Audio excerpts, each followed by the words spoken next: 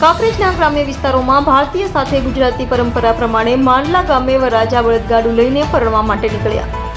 પ્રાપ્ત વિગત અનુસાર કાંકરેજ તાલુકાના માંડલા ગામના જીવનભાઈ જેઠાભાઈના પુત્ર હિતેશની જાન ઝાંખેલ ખાતે નીકળી હતી, જેમાં મોટી સંખ્યામાં લોકો બળદગાડાવાળી જાનને જોવા માટે ઉમટી પડ્યા હતા અને ભૂતકાળમાં બુઝુર્ગો જ્યારે પણ કોઈની જાન લઈને જતા હતા ત્યારે બે લોકોને વળાવ્યા તરીકે સાથે રાખતા હતા અને એમના હાથમાં તલવાર અને ભાલા જેવા રજવાડી ઠાઠમાં હથિયાર સાથે રાખતા હતા। જો કે જ્યારે કોઈ ડાકુ કે લૂંટારા જાનને લૂંટવા માટે પ્રયાસો કરે તો એમનો સામનો કરવા માટે વળાવ્યાને સાથે લઈને જતા હતા।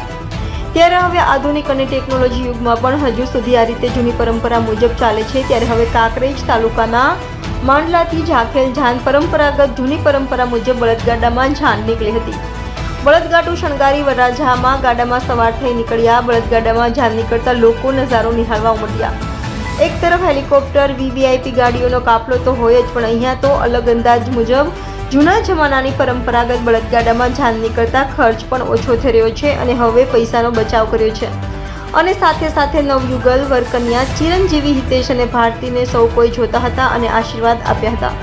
ત્યારે આ જૂની પરંપરા પ્રમાણે વરરાજા બળદગાડામાં સવાર થઈને પોતાની નવી જિંદગીની સાથી એમની ધર્મપત્નીને લેવા માટે અલગ અંદાજ સાથે નીકળતા આકર્ષણનું કેન્દ્ર બન્યા હતા।